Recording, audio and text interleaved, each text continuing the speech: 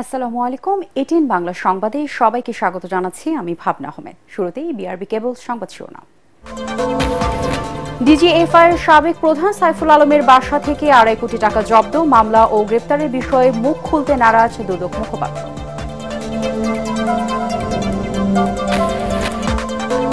সুষ্ঠু ও গ্রহণযোগ্য নির্বাচনের জন্য রাজনৈতিক দলগুলোকেও দায়িত্ব নিতে হবে, ভোটার দিবসের অনুষ্ঠানে সিএসি। দেশে মোট ভোটার 12.37 লাখ। রাজনৈতিক বিরোধ নয়, ঐকমত্যের ভিত্তিতেই গণপরিষদ নির্বাচন চায় নবগঠিত জাতীয় নাগরিক পার্টি। দলের নিবন্ধন পেতে চলছে জোর প্রস্তুতি।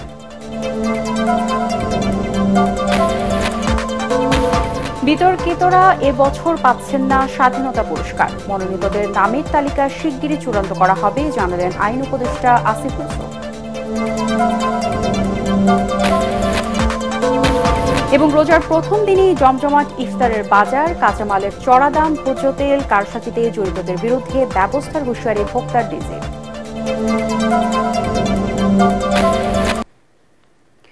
শুনছিলেন বিআরবি কেবল সংবাদ শিরোনাম। এবারে বিস্তারিত। ডিজিএফআই এর সাবেক প্রধান সাইফুল আলমের বাসা থেকে প্রায় 2.5 কোটি টাকা জব্দ করেছে দুর্নীতি দমন কমিশন।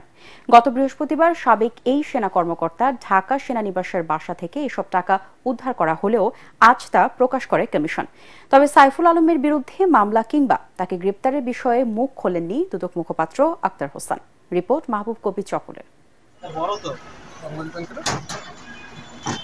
দুদকের প্রধান কার্যালয়ে হঠাৎ দুটি ট্রাঙ্ক গাড়িতে তোলা হয়, সাথে সাথেই গণমাধ্যমের ক্যামেরা হাজির। কি আছে ট্রাঙ্ক দুটিতে? পরে জানা যায় এগুলোতে আছে প্রায় 2.5 কোটি টাকা, যা গত বৃহস্পতিবার ডিজিএফআইয়ের সাবেক প্রধান অবসরপ্রাপ্ত লেফটেন্যান্ট জেনারেল সাইফুল আলমের ঢাকা সেনানিবাসের বাসা থেকে জব্দ করে দুদক। তবে ঘটনার প্রকাশ নিয়ে চলে নাটকীয়তা। সাংবাদিকদের প্রশ্নের জবাবে তা স্বীকার করেন দুদকের মুখপাত্র আক্তার হোসেন। লেফটেন্যান্ট জেনারেল সাইফুল আলম সাবেক ডিজিএফআই প্রধান বিরুদ্ধে একটি অভিযোগ অনুসন্ধানাধীন ছিল। সেই অভিযোগ অনুসন্ধানকালে তার ক্যান্টনমেন্টস্থ বাসায় গোয়েন্দা সংস্থার বিভিন্ন পর্যায়ের কর্মকর্তা, আমাদের অনুসন্ধান দল এবং যৌথ বাহিনীর সবাই উপস্থিতিতে অভিযানে 2.45 কোটি টাকারও বেশি অর্থ পাওয়া যায়। অবসরপ্রাপ্ত এই সেনা কর্মকর্তার বাসা থেকে উদ্ধার হওয়া টাকা নিয়ে কেন এত নাটকীয়তা? তাকে গ্রেফতার বা মামলা হয়েছে কিনা, এসব প্রশ্ন এড়িয়ে যান দুদকের মুখপাত্র। কঠিন প্রশ্ন, সহজ করে উত্তর দেন। বিষয়টা আমরা জেনেছি পরে, আমি যখন জেনেছি আমি আপনাদেরকে অবহিত করেছি। অনেক সংবাদ বিভিন্ন মাধ্যমে আসে, আমি নিজে বিষয়টা নিশ্চিত না হয়ে পড়ে আমি বলতে পারি না। আপনাদেরকে অনেক ধন্যবাদ। পরে উদ্ধার হওয়া 2.5 কোটি টাকা আদালতে জমা দেওয়া হয়। আওয়ামী লীগ সরকার পতনের পর লেফটেন্যান্ট জেনারেল সাইফুল আলমকে বাধ্যতামূলক অবসরে পাঠানো হয়। পরে তার পরিবারের ব্যাংক অ্যাকাউন্ট স্থগিতের নির্দেশ দেয় Bangladesh financial intelligence unit BFIU. অভিযোগ পাওয়ার পর অনুসন্ধান শুরু করে দুদক। মাহবুব কবির চপল, এটিএন বাংলা, ঢাকা। সুষ্ঠু ও গ্রহণযোগ্য নির্বাচনের জন্য রাজনৈতিক দলগুলোকে দায়িত্ব নিতে হবে বলে মনে করেন প্রধান নির্বাচন commissioner AMM Nasir Uddin. Voter দিবসের অনুষ্ঠানে তিনি বলেন, ভোট কারচুপি করে সাময়িকভাবে লাভবান হলেও ভবিষ্যতে তার দল এবং ব্যক্তির জন্য ক্ষতির কারণ। এদিকে 2024 সালে চূড়ান্ত ভোটার তালিকা প্রকাশ করেছে নির্বাচন কমিশন। এতে মোট ভোটার 12,37,32,274 জন। আগের চেয়ে বেড়েছে 1.5% মতো। বিস্তারিত জানাচ্ছেন রাসনা দাস। তোমার আমার বাংলাদেশে ভোট দেব মিলেমিশে, এই প্রতিপাদ্যে দেশে সপ্তমবারের মতো পালন করা হয় জাতীয় ভোটার দিবস। আগারগাঁওয়ে নির্বাচন ভবনে আয়োজিত অনুষ্ঠানে জুলাই আগস্টের অভ্যুত্থানে অংশ নেওয়া 13 জন আহত নতুন ভোটারকে দেওয়া হয় জাতীয় পরিচয়পত্র। অনুষ্ঠানে সহিংসতা মুক্ত ও সুষ্ঠু ও নিরপেক্ষ নির্বাচন আয়োজনে প্রতিশ্রুতির কথা তুলে ধরেন নির্বাচন কমিশনাররা। বলেন, নির্বাচনী অপরাধের দায় এড়াতে পারবে না নির্বাচন কমিশনও। যে নির্বাচনগুলো হয়েছে, যেহেতু নির্বাচন কমিশন একটি স্বাধীন কমিশন, সাংবিধানিক প্রতিষ্ঠান, আমি মনে করি এর গুরু দায়ভার নির্বাচন কমিশনের। একটি গ্রহণযোগ্য নির্বাচন করার জন্য নির্বাচন আইন ও বিধি মোতাবেক যে ব্যবস্থা আছে সেই ব্যবস্থা মতো আমরা কাজ করতে ইনশাআল্লাহ বদ্ধপরিকর। এই সময় প্রধান নির্বাচন কমিশনার বলেন, ভোট দেওয়া শুধু অধিকার নয়, ভোটারদের দায়িত্ব। ভোটটা শুধু অধিকার হিসেবে দেখলাম না, আগে এটা অধিকার হিসেবে চিন্তা করা গেছে, এখন এটা আমরা বলবো এটা দায়িত্বের মধ্যেও পড়ে। সিইসি জানান, রাজনৈতিক দলগুলোর বিপরীতমুখী বক্তব্যে চিন্তিত নন কমিশন, তবে রাজনৈতিক দলগুলোকে নিজেদের দায়বদ্ধতার কথা স্মরণ করিয়ে দেন তিনি। ইতিহাস সাক্ষ্য দেয়, ইলেকশন ইঞ্জিনিয়ারিং করে, ভোট সন্ত্রাস করে আপাত দৃষ্টিতে জেতা যায়, কিন্তু আখেরে নিজের জন্য, দলের জন্য, দেশের জন্য সর্বনাশ ডেকে আনতে হয়। ভোটার দিবসের চূড়ান্ত ভোটার তালিকা প্রকাশ করে নির্বাচন কমিশন। জানানো হয়, বর্তমানে দেশে মোট ভোটার সংখ্যা 12,37,32,274 জন। এর মধ্যে নারী ভোটার 6,03,79,665 জন, পুরুষ ভোটারের সংখ্যা 6,33,61,615 জন এবং হিজড়া ভোটারের সংখ্যা 994 জন। যদিও প্রত্যাশিতভাবে নতুন ভোটারের অন্তর্ভুক্তি না হওয়ায় এবং মৃত ভোটার বাদ না যাওয়ায় এই তালিকায় সংযুক্তি চলবে জুন পর্যন্ত। এর আগে সকালে আগারগাঁওয়ে নির্বাচন কমিশন ভবনের সামনে জাতিকে অবাধ সুষ্ঠু নির্বাচন উপহার দেওয়ার প্রতিশ্রুতি দিয়ে জাতীয় ভোটার দিবসের কার্যক্রম উদ্বোধন করেন প্রধান নির্বাচন commissioner AMM Nasir Uddin. Rasna Das, ATN Bangla, Dhaka. সংযম ও সহমর্মিতার সাথে সবাইকে একসাথে থাকার আহ্বান জানিয়েছেন বিএনপির ভারপ্রাপ্ত চেয়ারম্যান তারেক রহমান। রাজধানীর লেডিস ক্লাবে আলিম ওলামা ও এতিমদের সম্মানে বিএনপির ইফতার মাহফিলে তিনি বলেন, দেশের মানুষ যাতে শান্তিতে থাকতে পারে সেজন্য সবাইকে জনগণের পাশে দাঁড়াতে হবে। ইফতার মাহফিলে বিএনপির স্থায়ী কমিটির সদস্য মির্জা আব্বাস অভিযোগ করেন, এক শ্রেণীর লোক দেশের ভেতরে ও বাইরে বিভ্রান্তমূলক কথা বলে বিভেদ সৃষ্টির চেষ্টা করছে। যারা ঐক্য নষ্টের চেষ্টা করছে তাদের বিরুদ্ধে রুখে দাঁড়ানোর আহ্বান জানান তিনি।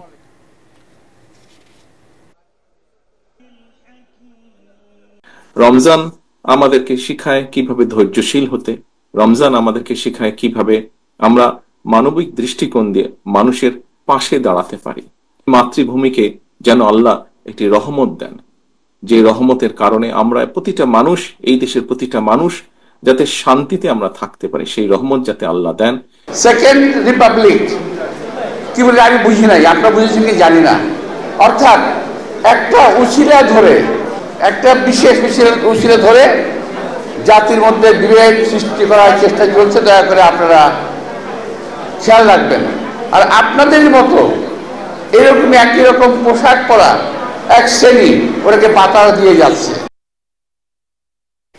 গণতান্ত্রিক প্রক্রিয়াকে দীর্ঘায়িত করতে নানা রকম কৌশল চলছে বলে মন্তব্য করেছেন বিএনপি স্থায়ী কমিটির সদস্য সালাউদ্দিন আহমেদ।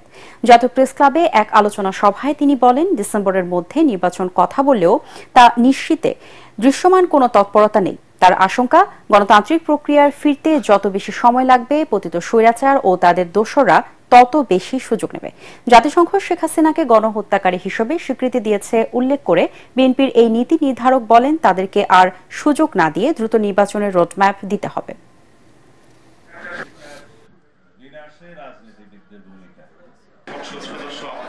এখানে আমাদের যত দিন যাচ্ছে তাতে আমাদের মনে হচ্ছে যেন গণতন্ত্রের উত্তরণের এই যে যাত্রাপথ, এইটাকে যেন আরো বেশি দীর্ঘায়িত করা যায়, সেই জন্য কিছু কিছু কূটকৌশল প্রণয়ন করা হচ্ছে।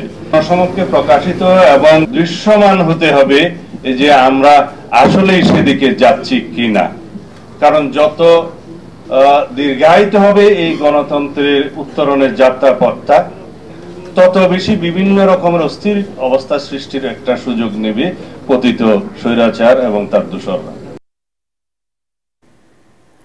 কোন রাজনৈতিক বিরোধ নয়, ঐকমত্যের ভিত্তিতেই গণপরিষদ নির্বাচন চায় নবগঠিত জাতীয় নাগরিক পার্টি। তবে গণ অভ্যুত্থানের আকাঙ্ক্ষা পরিপন্থী যে কোনো বিষয়ে মানুষের কণ্ঠস্বর হয়ে কার্যকর ভূমিকা রাখতে নতুন এই দল। নাগরিক পার্টির সিনিয়র যুগ্ম আহ্বায়ক সামান্তা শারমিন এবং যুগ্ম আহ্বায়ক সারোয়ার তুষার ATN বাংলাকে জানান, গুরুত্বের সাথে দলের নিবন্ধন পেতে প্রস্তুতি নিচ্ছে তরুণদের দলটি। আদিন সজীবের রিপোর্ট। দীর্ঘ ১.৫ দশকের গণ অভ্যুত্থানের চেতনায় জাতীয় নাগরিক পার্টির আত্মপ্রকাশের পর থেকেই কয়েকটি বিষয় আলোচনায় আসছে ঘুরে ফিরেই। বলা হচ্ছে গণপরিষদ নির্বাচন নতুন দলটির অন্যতম লক্ষ্য, কিন্তু এর জন্য প্রয়োজন ঐক্যমত্য। যেখানে দেশের বড় রাজনৈতিক দল বিএনপি দ্রুত জাতীয় নির্বাচনের তাগিদ দিচ্ছে সরকারকে, সেখানে গণপরিষদের বিষয়ে ঐক্যমত্য কি শেষ পর্যন্ত হবে?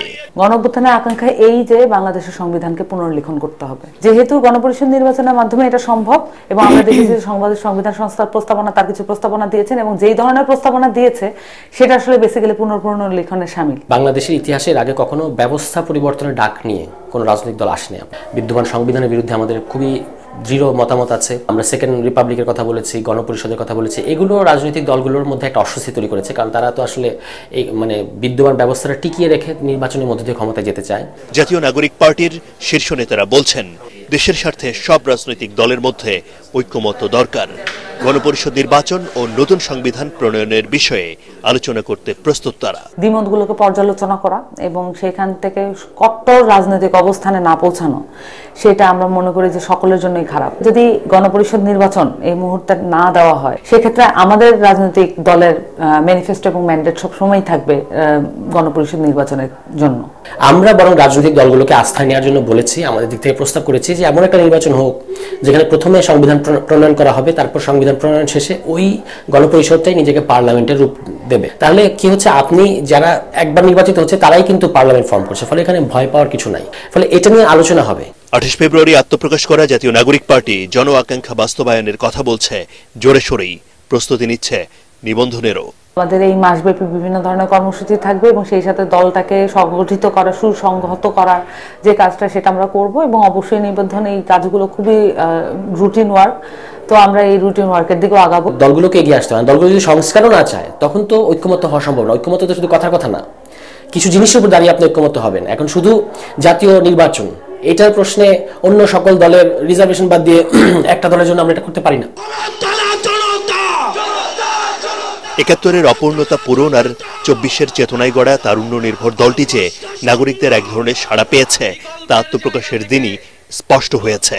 শেষ পর্যন্ত নিজেদের মধ্যে ঐক্য ধরে রেখে দেশ বিনির্মাণে কতটা দৃশ্যমান কর্মসূচি দিতে পারবে তার উপরই নির্ভর করছে নাগরিক পার্টির জনসমর্থন। আদ্দিন সজীব, এটিএন বাংলা, ঢাকা। রোজার প্রথম দিনে গণ ইফতার কর্মসূচি করল বাংলাদেশ গণতান্ত্রিক ছাত্র সংসদ। ঢাকা বিশ্ববিদ্যালয়ের টিএসসি মাঠে এই ইফতারে অংশ নেন কয়েক শতাধিক শিক্ষার্থী। ইফতারের আগে গণতান্ত্রিক ছাত্র সংসদের পক্ষ থেকে সবাইকে মেসওয়াক বিতরণ করা হয়। এছাড়া হামদ ও নাতে রাসূল পরিবেশন করেন সংগঠনের নেতারা। মেয়েদের জন্য ছিল আলাদা বসার ব্যবস্থা। এ সময় নতুন এই ছাত্র সংগঠনের নেতারা জানান, স্বৈরাচার ও গণহত্যাকারী শেখ হাসিনার পতনের পর প্রথম ইফতার পার্টি এটি। স্বৈরাচারের সময় কেউ স্বাধীনভাবে ইফতার করতে পারেনি। এমনকি রমজানে ইফতার করার জন্য খুনি লীগের হামলার শিকার হতে হয়েছিল অনেককেই। এই ইফতারকে ধর্মীয় স্বাধীনতা পালনের উপলক্ষ বলেও জানান তারা। স্বৈরাচার মুক্ত বাংলাদেশে আমরা স্বৈরাচার মুক্ত টিএসসিতে আমরা প্রথম রমজান এই উপলক্ষে আমরা গণ ইফতার কর্মসূচির গ্রহণ করেছি। ক্যাম্পাসগুলোতে ইসলামিক কোনো আয়োজন করলে এখানে ছাত্রলীগ হামলা করতো, বাধা দিত। ব্যাপক অংশগ্রহণ হয়েছে ঢাকা বিশ্ববিদ্যালয়ের শিক্ষার্থীদের মধ্যে বা ঢাকা শহর থেকে অনেকে এখানে এসেছেন, বিভিন্ন মাদ্রাসা থেকে এসেছেন। তো আমাদের যেটুকু আমরা আশা করি তার থেকে অনেক বেশি আমরা মনে করছি যে মানুষের পার্টিসিপেশন হয়েছে। এবছর বিতর্কিতদের দেওয়া হচ্ছে না স্বাধীনতা পুরস্কার। দেশ ও জাতির জন্য গুরুত্বপূর্ণ অবদান রেখেছেন এমন ব্যক্তি ও প্রতিষ্ঠানকে দেওয়া হবে এই পুরস্কার। তবে এই সংখ্যা 10-এর কম হবে। সচিবালয়ে জাতীয় পুরস্কার সংক্রান্ত উপদেষ্টা কমিটির বৈঠক শেষে এসব তথ্য জানান আইন উপদেষ্টা আসিফ নজরুল। তিনি বলেন, আগে স্বাধীনতা পুরস্কার নিয়ে অনেক বিতর্ক হয়েছে, এমনকি র্যাবের মতো প্রতিষ্ঠানকেও দেওয়া হয়েছে এই পুরস্কার। এবার নাম দেখে নয়, কর্ম দেখে পুরস্কার দেওয়া হবে বলে জানান শিক্ষা উপদেষ্টা, যাতে বিভিন্ন শ্রেণী পেশার মানুষ উদ্বুদ্ধ হয়। শিগগিরই প্রধান উপদেষ্টার কার্যালয় থেকে স্বাধীনতা পুরস্কারের জন্য মনোনীত ব্যক্তিদের নাম চূড়ান্ত করা হবে। এর আগে যে স্বাধীনতা দিবস পুরস্কার দেখতাম, তখন আমাদের কাছে মনে হয়েছে এমন ব্যক্তি এবং প্রতিষ্ঠানকে পুরস্কার দেওয়া হয়েছে যেটা নিয়ে সমাজে প্রশ্ন উঠেছিল, এবং এমন প্রতিষ্ঠানকে দেওয়া হয়েছিল, র্যাবের মতো প্রতিষ্ঠানকেও স্বাধীনতা দিবস পুরস্কার দেওয়া হয়েছিল। অথচ এটা আমাদের জাতীয় জীবনের সর্বোচ্চ পুরস্কার। আমরা এই পুরস্কারের মহিমা উপলব্ধি করে এই দলগত গোষ্ঠীগত চিন্তার ঊর্ধ্বে থেকে স্যারের নেতৃত্বে আমরা এমন সব নাম সুপারিশ করেছি। আপনারা 21শে পুরস্কারে দেখে আপনারা খুশি হয়েছিলেন। এই পুরস্কার দেখেও আপনারা আরো খুশি হবেন এবং আপনারা মানে মনে হবে যে পুরস্কার দিতে পেরে আমরা নিজেরা ধন্য হয়েছি। জিয়া চ্যারিটেবল ট্রাস্ট দুর্নীতি মামলা বিএনপি চেয়ারপারসন বেগম খালেদা জিয়াকে 7 বছরের দণ্ড থেকে হাইকোর্টের দেওয়া খালাসের রায়ের বিরুদ্ধে রাষ্ট্রপক্ষ ও দুদকের লিভ টু আপিলের শুনানি আগামীকাল। দুদকের আবেদনের প্রেক্ষিতে বিচারপতি আশফাকুল ইসলামের নেতৃত্বাধীন 3 বিচারপতির আপিল বেঞ্চ এই আদেশ দেন। এই মামলায় খালেদা জিয়াকে 7 বছরের সাজা থেকে খালাসের রায়ের বিরুদ্ধে গত 23 ফেব্রুয়ারি আপিল বিভাগে আবেদন করে রাষ্ট্রপক্ষ ও দুদক। গত 27 নভেম্বর বেগম জিয়াকে 7 বছরের দণ্ড থেকে খালাস দেন হাইকোর্ট। 2018 সালের অক্টোবরে জিয়া চ্যারিটেবল ট্রাস্ট দুর্নীতি মামলায় খালেদা জিয়া সহ 4 আসামিকে 7 বছরে সশ্রম কারাদণ্ড দেয় বিচারিক আদালত। এছাড়া প্রত্যেককে 10 লাখ টাকা জরিমানা করা হয়। একই সাথে ট্রাস্টের নামে কেনা কাকরাইল 42 কাঠা জমি বাজেয়াপ্ত করে তা ট্রাস্টের অনুকূলে নেওয়ার আদেশ দেওয়া হয়।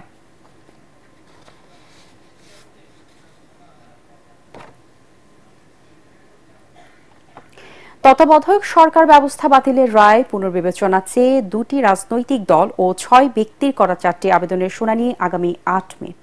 বিচারপতি আশফাকুল ইসলামের নেতৃত্বাধীন 3 বিচারপতির আপিল বেঞ্চ এই আদেশ দেন। তত্ত্বাবধায়ক সরকার ব্যবস্থা অন্তর্ভুক্ত করে 1996 সালে সংবিধানের 13শ সংশোধনী জাতীয় সংসদে পাশ হয়। ওই সংশোধনী বৈধতা চ্যালেঞ্জ করে 1998 সালে 3 আইনজীবী হাইকোর্টে রিট করেন। 2004 সালের 4 আগস্ট রিট খারিজ করে তত্ত্বাবধায়ক সরকার ব্যবস্থাকে বৈধ ঘোষণা করেন হাইকোর্ট। উচ্চ আদালতের রায়ের বিরুদ্ধে আপিলের পরিপ্রেক্ষিতে 2011 সালের 10 মে সংবিধানের 13শ সংশোধনী বাতিল ঘোষণা করে রায় দেন আপিল বিভাগ। পরে তত্ত্বাবধায়ক সরকার ব্যবস্থা বিলোপ সহ বেশ কিছু বিষয়ে নানা পঞ্চদশ সংশোধনী 2011 সালে 30 জুন জাতীয় সংসদে পাশ হয়। গত বছর 5 আগস্ট রাজনৈতিক পট পরিবর্তনের পর ওই রায় পুনর্বিবেচনা চেয়ে আবেদন করেন 5 বিশিষ্ট ব্যক্তি। 16 অক্টোবর বিএনপির পক্ষে মহাসচিব মির্জা ফখরুল ইসলাম আলমগীর এবং 23 অক্টোবর জামায়াতের পক্ষে সেক্রেটারি জেনারেল মিয়া গোলাম পরোয়ার আলাদা 2টি আবেদন করেন। এছাড়া নওগাঁর বীর মুক্তিযোদ্ধা মোফাজ্জল হোসেন আপিল বিভাগের রায় পুনর্বিবেচনা চেয়ে গত বছর আরেকটি আবেদন করেন। জুলাই আন্দোলনে রংপুরে আবু সাইদ হত্যার ঘটনার মানবতা বিরোধী অপরাধের মামলার তদন্ত প্রতিবেদন আগামী 9 এপ্রিলের মধ্যে জমা দেওয়া হবে বলে জানিয়েছেন চিফ প্রসিকিউটর তাজুল ইসলাম। তবে এই মামলার প্রধান আসামি সাবেক প্রধানমন্ত্রী শেখ হাসিনার বিরুদ্ধে আলাদা তদন্ত প্রতিবেদন চলতি মাসের মধ্যেই দেওয়ার কথা আবারও জানান তিনি। শুনানি শেষে ব্রিফিংয়ে বলেন, আবু সাইদ হত্যা মামলায় এখন পর্যন্ত গ্রেপ্তার 4 আসামিকে মানবতা বিরোধী অপরাধের মামলায় গ্রেপ্তার দেখানোর আবেদন করা হলে 9 এপ্রিল তাদের হাজিরার নির্দেশ দিয়েছেন ট্রাইব্যুনাল। আসামিরা হলেন বেগম রোকেয়া বিশ্ববিদ্যালয়ের সাবেক প্রক্টর শরীফুল ইসলাম, ছাত্রলীগের সাধারণ সম্পাদক ইমরান চৌধুরী আকাশ, পুলিশের এসআই আমির আলী এবং কনস্টেবল সুজন চন্দ্র রায়।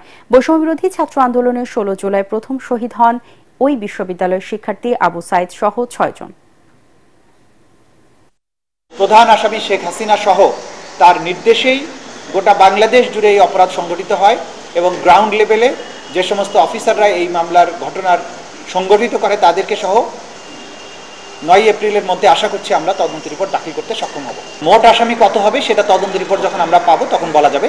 এখন পর্যন্ত আমরা 4 জনকে এই মামলার অভিযুক্ত হিসাবে আজকে কোর্টের কাছ থেকে আদেশ পেয়েছি।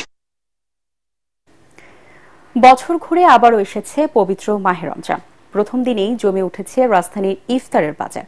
বিশেষ করে পুরান ঢাকার ঐতিহ্যবাহী ইফতারের প্রতি আকর্ষণ বেশি ক্রেতাদের। পছন্দের ইফতার সামগ্রী কিনতে দুপুর থেকেই সেখানে ছিল মানুষের উপচে পড়া ভিড়।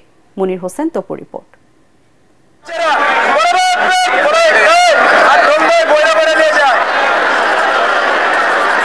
প্রতি বছরের মতো পবিত্র রমজানের প্রথম দিনেই জমে উঠেছে পুরান ঢাকার ঐতিহ্যবাহী চকবাজারের ইফতার বাজার।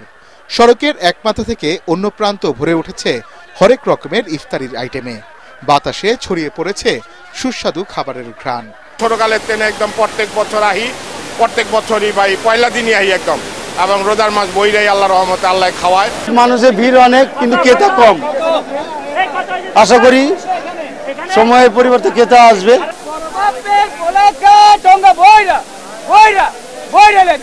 ইতিহাস বলে ঢাকার এই এলাকার ইফতারের এমন ঐতিহ্য 4 শতাব্দীর। আদিকালে এখানে ইফতার করাকে বলা হতো রোজা খোলাই।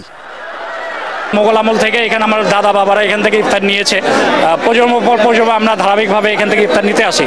তো ওদের আগ্রহে 11 মাস অপেক্ষা করেছে। বাড়ির মহিলারা বসে আছেন, মা এবং আমার গিন্নি বড় বাবার পোলা খাবে। এটা ঐতিহ্য চকবাজারের আজকা থেকে না, ওই ব্রিটিশ আমল থেকেই প্রতি বছর একটা বড় আয়োজন হয় আর কি। ঐতিহ্যবাহী ইফতার আইটেমগুলো এখনো বিক্রি হচ্ছে এই বাজারে।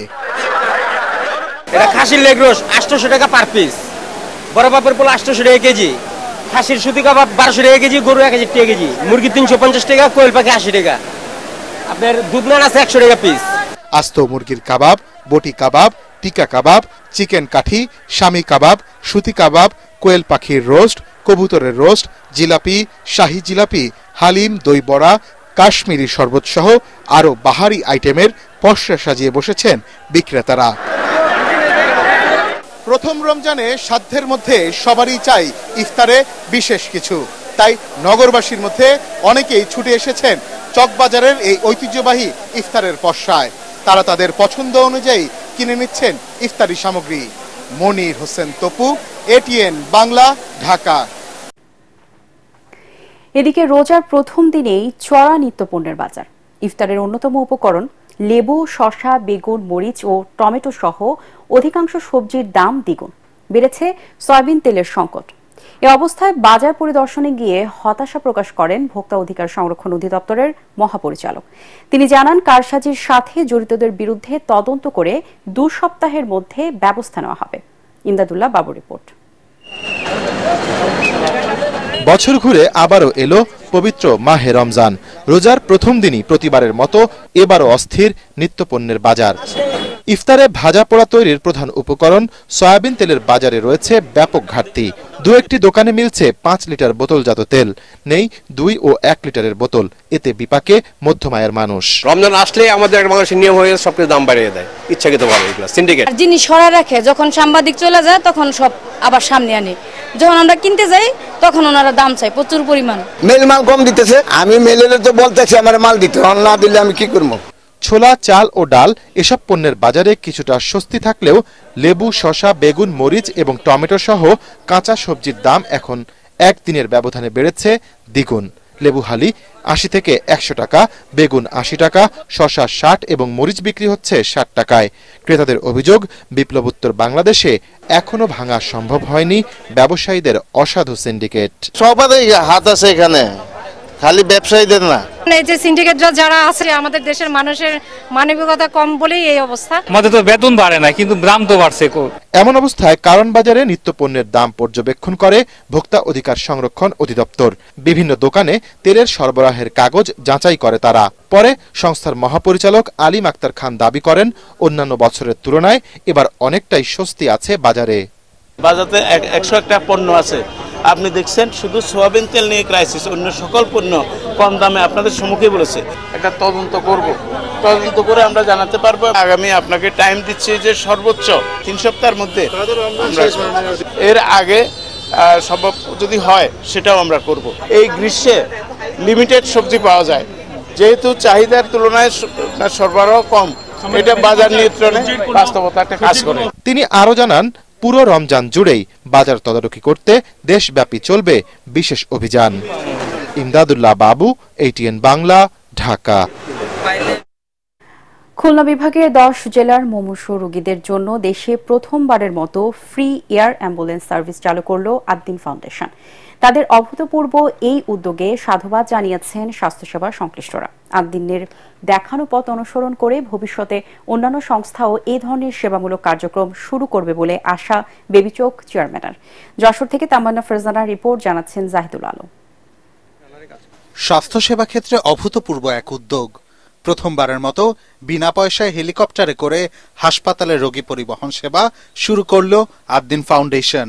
এর মধ্যে দিয়ে দেশের স্বাস্থ্য সেবায় উন্মোচিত হল নতুন এক যুগ। শনিবার বিকেলে যশোরে আদ্দিন সকিনা মেডিকেল কলেজ হাসপাতালের হেলিপ্যাডে বেল 505 এয়ার অ্যাম্বুলেন্সের উদ্বোধন করেন বাংলাদেশ বেসরকারি বিমান চলাচল কর্তৃপক্ষের চেয়ারম্যান এয়ার ভাইস মার্শাল মঞ্জুর কবির ভূঁইয়া। এ সময় সংশ্লিষ্টরা জানান, আদ্দিনের এই উদ্যোগের ফলে এখন থেকে বিনামূল্যে জরুরি সেবা পাবেন দেশের দক্ষিণ পশ্চিমাঞ্চলের মুমূর্ষু ও দরিদ্র রোগীরা। আদিনের হটলাইন নাম্বারে যখনই কোনো কল আসবে হেলিকপ্টার এয়ার ট্রাফিক কন্ট্রোল থেকে ক্লিয়ারেন্স নিয়ে টেক অফ করবে। এটা আরো বড় আঙ্গিকে যাবে এবং ইনশাআল্লাহ বাংলাদেশের জনগণ যারা শিক্ষা স্বাস্থ্য বিভিন্ন ব্যাপারে অনেক সুযোগ পাচ্ছেন না তাদেরকে তাদের জীবনকে আলোকিত করবে। এই উদ্যোগের ফলে বহু মানুষ উপকৃত হবে, আমরা অনাকাঙ্ক্ষিত অনেক মৃত্যু রোধে সাহায্য করতে পারব। এ সময় আল্লাহর সন্তুষ্টির জন্য নিঃস্বার্থভাবে মানুষের সেবা করতে সকলের প্রতি আহ্বান জানান আদ্দিন ফাউন্ডেশনের নির্বাহী পরিচালক ডাক্তার শেখ মহিউদ্দিন। প্রিয় ভাইয়েরা এবং আমার ছাত্রীরা আছে, আমি সবাইকে বলছি এই কথা, আমরা ডাক্তার হব, মানুষকে খেদমত করব, কোনো প্রত্যাশার বিনিময় না। আল্লাহ ঠিক আমাদেরকে কোনোদিন না খায় মানবে না। আমরা কখনো কোনো যাই কাজ করি না কেন, যে সেবা আমরা করি প্রত্যেকে আমরা সেবা করি, রাষ্ট্রের বড় জায়গা থেকে আমরা সেবা করি, আমরা রাষ্ট্রের ছোট্ট একটা জায়গা থেকে আমরা সেবা করি, খেদমত করি, সেটা যেন আল্লাহর জন্য হয়ে যায়, সেটা যেন আল্লাহর জন্য হয়ে যায়, সেটা যেন আল্লাহর জন্য হয়ে যায়, সব কিছু যেন আমার আল্লাহর জন্য নিবেদিত হয়। আমরা যেন প্রভুকে ঘিরে ঘিরে আমার কাজগুলো করি, আমাকে ঘিরে ঘিরে কাজগুলো না করি, সবার কাছে এই আবেদন। আদ্দিনের অনন্য এই সেবা কার্যক্রম নতুন বাংলাদেশ বিনির্মাণে অবদান রাখবে বলে মনে করেন বেবিচক চেয়ারম্যান। এই উদ্যোগটা আমার জানা মতে ওনারাই প্রথম এই উদ্যোগটা গ্রহণ করেছেন, যেসব যাত্রীরা আপনাদের সক্ষমতা নাই কিন্তু ট্রিটমেন্ট দরকার, তাদেরকে বিনামূল্যে অথবা খুব স্বল্প খরচে তাদেরকে বিভিন্ন জায়গায় পরিবহন করে নিয়ে যাওয়া, যাতে তারা আপনার রিকোয়ার্ড স্বাস্থ্য সেবাটা পেতে পারে, যে কোনো জায়গায় যেতে পারে। তো এটা মহৎ উদ্যোগ খুলনা বিভাগের পুরো এরিয়াটাতে চালু হয়েছে এবং খুলনা বিভাগের সমস্ত লোকজন এটা অনেক উপকৃত হবে। খুলনা বিভাগের 10 জেলার 587টি চিহ্নিত স্থান থেকে বিনামূল্যে এয়ার অ্যাম্বুলেন্সে করে রোগী পরিবহন করা হবে যশোরের আদ্দিন সকিনা মেডিকেল কলেজ হাসপাতাল এবং খুলনা মহানগরীর আদ্দিন আকিজ মেডিকেল কলেজ হাসপাতালে। Bureau report, ATN Bangla. সমন্বয়হীনভাবে রাস্তা খোঁড়াখুঁড়ি না করে আলোচনার মাধ্যমে কাজ করতে ডেসকো এবং ওয়াসার প্রতি আহ্বান জানিয়েছেন ঢাকা উত্তর সিটি কর্পোরেশনের প্রশাসক মোহাম্মদ এজাজ। রাজধানীর উত্তরখানে উন্নয়ন কাজ পরিদর্শন শেষে তিনি এ কথা জানান। ডিএনসিসির এই কর্মকর্তা বলেন, ঈদের আগে আজমপুর থেকে উত্তরখান মাজার রাস্তার কার্পেটিং শেষ হবে। কসাইবাড়ি থেকে দক্ষিণখান বাজারের রাস্তাও দ্রুত শেষ করার নির্দেশ দেন তিনি। খুব শিগগিরই সুতিভোলা খাল উদ্ধারে ডিএনসিসি অভিযান চালাবে বলেও জানান সংস্থাটির প্রশাসক।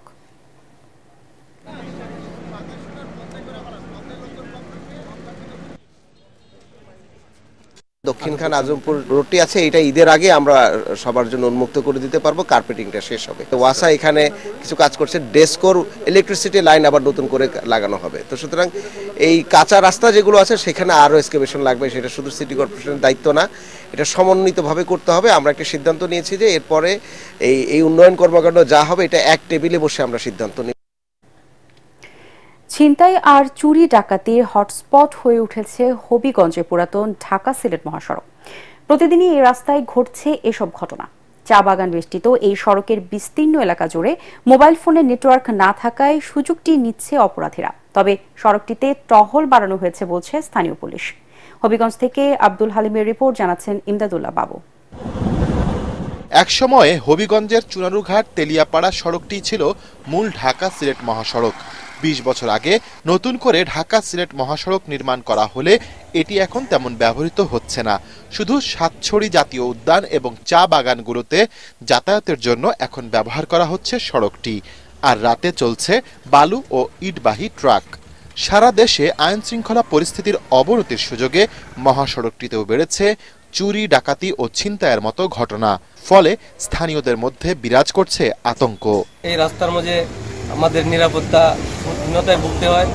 সন্ধ্যার পরে এই চাঁদপুর বাগানের দিকে কেউ গাড়ি নিয়ে আসতে চায় না। ডাকাতি তো বাইরে গেছে, যার কারণে আর কি বই লাগে আমাদের। রাত্রে সন্ধ্যার পরে এই রোডে দিয়ে এখান থেকে সাতচুরি তেলিয়াপাড়া পর্যন্ত একবারে বই লাগে। সরকারের থাকবো আর কি, তার যাতে এটা প্রতি একটু নজর দেয়, প্রশাসন বাড়ায়, সন্ধ্যার পরে যাতে একটা টহল দল থাকে আর কি। নারীদের জন্য সন্ধ্যার পর থেকে সড়কটি ব্যবহার আরো ঝুঁকিপূর্ণ। এই অবস্থায় আইন শৃঙ্খলা বাহিনীর টহল জোরদারের দাবি স্থানীয়দের।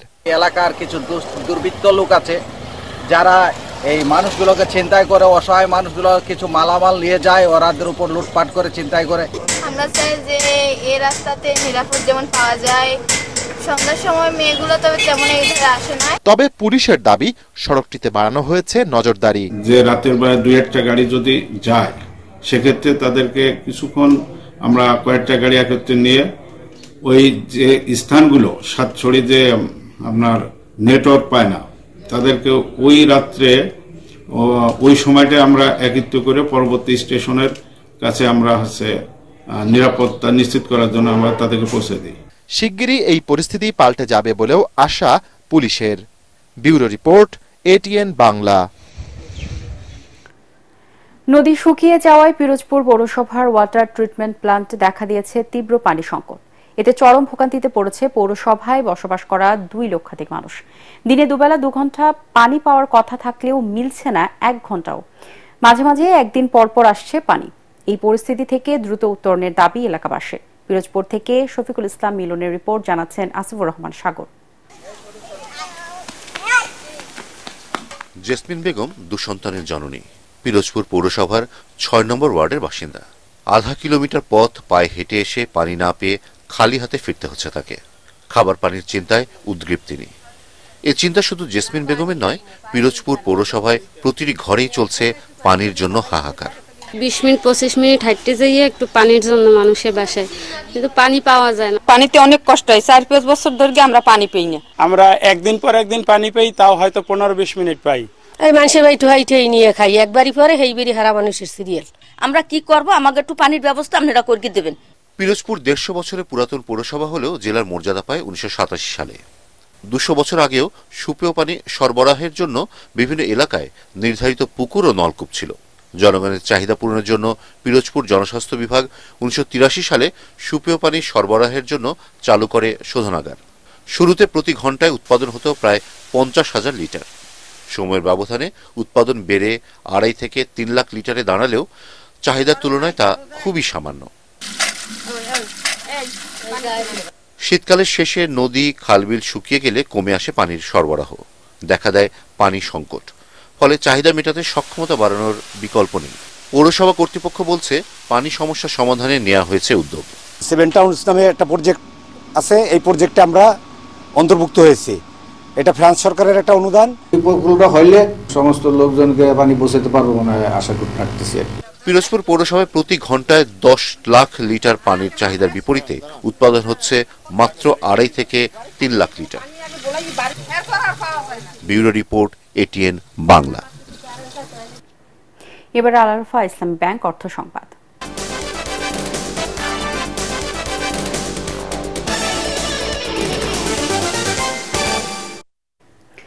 বিদায় ফেব্রুয়ারি মাসে দেশে রেমিটেন্স এসেছে 2,528 মিলিয়ন মার্কিন ডলার, যা গত বছরের একই সময়ের তুলনায় 25% বেশি। বাংলাদেশ ব্যাংকের পরিসংখ্যান অনুযায়ী 2024 সালের ফেব্রুয়ারিতে রেমিটেন্স প্রবাহ ছিল 2,022 মিলিয়ন ডলার। 2024-25 অর্থ বছরে জুলাই 2024 থেকে ফেব্রুয়ারি 2025 পর্যন্ত মোট প্রবাসী আয় দাঁড়িয়েছে 18,490 মিলিয়ন ডলার, যা আগের অর্থ বছরের একই সময়ের তুলনায় 23.8% বেশি। 2023-24 অর্থ বছরের একই সময়ে রেমিটেন্স প্রবাহ ছিল 14,935 মিলিয়ন ডলার। বিশেষজ্ঞদের মতে সরকারের বিভিন্ন নীতিগত সহায়তা, প্রবাসী আয়ের আনুষ্ঠানিক চ্যানেলে আসার হার বৃদ্ধি এবং শ্রমবাজার সম্প্রসারণের ফলে রেমিটেন্স প্রবাহে এই ইতিবাচক প্রবৃদ্ধি দেখা যাচ্ছে। দেশের বৈদেশিক মুদ্রার রিজার্ভ বৃদ্ধির জন্য এটি অত্যন্ত গুরুত্বপূর্ণ ভূমিকা রাখছে বলেও মনে করেন তারা। নিয়ম নীতির তোয়াক্কা না করে জালিয়াতির মাধ্যমে হাব নির্বাচন করা হয়েছে বলে অভিযোগ করেছে পরাজিত হাব ঐক্য ফোরাম। জাতীয় প্রেসক্লাব সংবাদ সম্মেলনে ফোরামের সদস্যরা বলেন, নির্বাচনের নামে প্রহসন করা হয়েছে। তাদের মতে পূর্ব পরিকল্পনা বাস্তবায়ন করতেই ন্যক্কারজনকভাবে নির্বাচন করা হয়েছে, যেখানে বাণিজ্য সংগঠন আইন 1994 ধারা 18-র 4, 5 ও 6 অনুচ্ছেদ মানা হয়নি। আপিল সংগ্রহ, শুনানি ও নিষ্পত্তির আগেই নির্বাচনের চূড়ান্ত ফলাফল ঘোষণা করা হয়েছে, যা বেআইনি বলে সংবাদ সম্মেলনে জানানো হয়।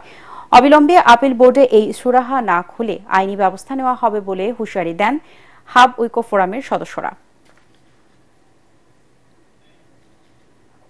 আপিলের শুনানি নিষ্পত্তি করার আগে নির্বাচনের চূড়ান্ত ফলাফল দিয়ে দেওয়া এবং ফলাফল দিয়ে অফিস বেয়ারের নির্বাচন শেষ করা ইতিহাসে নজিরবিহীন, সম্পূর্ণ বেআইনি। আপিলের শুনানি হবে এবং আপিল সিদ্ধান্ত দেওয়া হবে, তারপরে ফলাফল ঘোষণা করা হবে। এই আংশিক ঘোষণা দিয়ে শুধুমাত্র কার্যকরী কমিটি এবং সামান্য কিছু আঞ্চলিক কমিটিকে তারা ক্ষমতা হস্তান্তর করে দিয়ে দিচ্ছে। এতেই বোঝা যায় তাদের মধ্যে একটা দূরভিসন্ধি কাজ করেছে। ভোটগুলো পুনর্গণনার জন্য আমরা জোর দাবি জানাচ্ছি।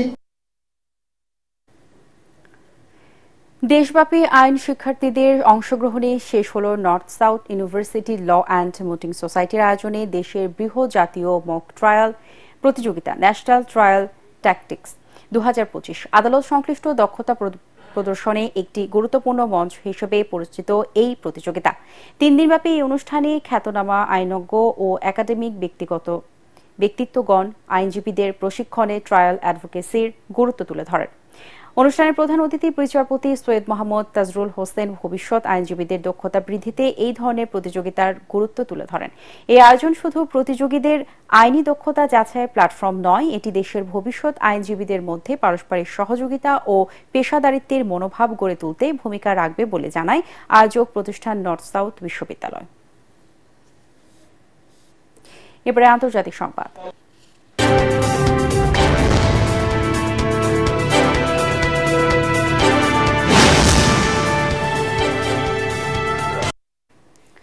পবিত্র মাহে রমজানেও ফিলিস্তিনিদের অবরুদ্ধ গাজা উপত্যকায় সব ধরনের পণ্য প্রবেশ বন্ধ করে দিয়েছে দখলদার ইসরায়েল। ইসরায়েলি প্রধানমন্ত্রী বেঞ্জামিন নেতানিয়াহুর দপ্তর জানায়, হামাস যুদ্ধবিরতির সময় বাড়াতে রাজি না হওয়ায় এমন সিদ্ধান্ত নিয়েছে তারা। ফলে সকাল থেকে গাজা উপত্যকার সব ধরনের পণ্য সরবরাহ বন্ধ রয়েছে। হামাস যুদ্ধবিরোধী চাইলে বাকি ইসরায়েলি জিম্মিদের মুক্তি দিতে বলেছে তেল আবিব। জিম্মি মুক্তি ছাড়া কোনো যুদ্ধবিরতি থাকবে না বলেও হুঁশিয়ারি দিয়েছে ইসরায়েলি প্রশাসন। জানিয়ে দিব পার্টিক্স খেলার খবর।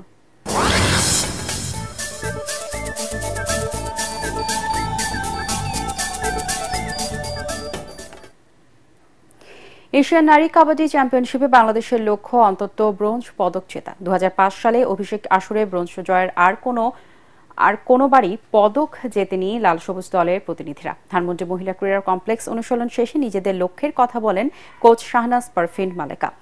ইরানের রাজধানী তেহরানের পারদিস শহরে 4 থেকে 9 মার্চ অনুষ্ঠিত হবে এই প্রতিযোগিতা। 3 মার্চ পুরো দল একসাথে তেহরানে অনুশীলন করার কথা রয়েছে। ভারত এবং ইরান বাংলাদেশের চেয়ে অনেকটা এগিয়ে, তাই খেলোয়াড়রা বলছেন স্বর্ণ কিংবা রৌপ্য জেতাটা সহজ হবে না তাদের জন্য।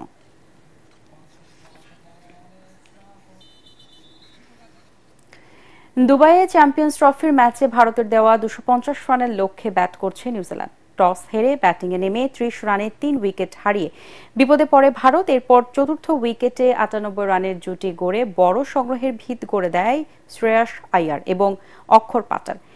42 রানে প্যাটেল আর 79 রান করে আইয়ার আউটের পর বাকিরা দলের রান এগিয়ে নিতে পারেননি। পান্ডিয়ার 45 রানের ইনিংসে শেষ পর্যন্ত 9 উইকেটে 249 রানের পুঁজি পায় রোহিত শর্মার দল। শেষ করার আগে বিআরবি কেবল সংবাদ শিরোনামগুলো জানিয়ে দিব আরো একবার। ডিজিএফআই এর সাবেক প্রধান সাইফুল আলমের বাসা থেকে 2.5 কোটি টাকা জব্দ, মামলা ও গ্রেফতারের বিষয়ে মুখ খুলতে নারাজ দুদক মুখপাত্র। সুষ্ঠু ও গ্রহণযোগ্য নির্বাচনের জন্য রাজনৈতিক দলগুলোকেও দায়িত্ব নিতে হবে। ভোটার দিবসের অনুষ্ঠানে সিএসি দেশে মোট ভোটার 12.37 লাখ। রাজনৈতিক বিরোধ নয়, ঐকমত্যের ভিত্তিতে গণপরিষদ নির্বাচন চায় নবগঠিত জাতীয় নাগরিক পার্টি। দলের নিবন্ধন পেতে চলছে জোর প্রস্তুতি। বিতর্কিতরা এবছর পাচ্ছেন না স্বাধীনতা পুরস্কার, মনোনীতদের নামের তালিকা শিগগিরই চূড়ান্ত করা হবে জানালেন আইন উপদেষ্টা আসিফ নজরুল।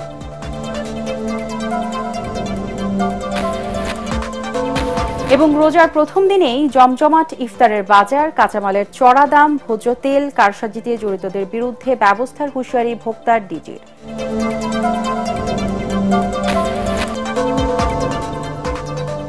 পরবর্তী সংবাদ দেখার আমন্ত্রণ জানিয়ে এখনকার মতো শেষ করছি। এটিএন বাংলার সংবাদ ইউটিউবে দেখতে ব্রাউজ করুন youtube/ATN বাংলা নিউজ। ধন্যবাদ সবাইকে।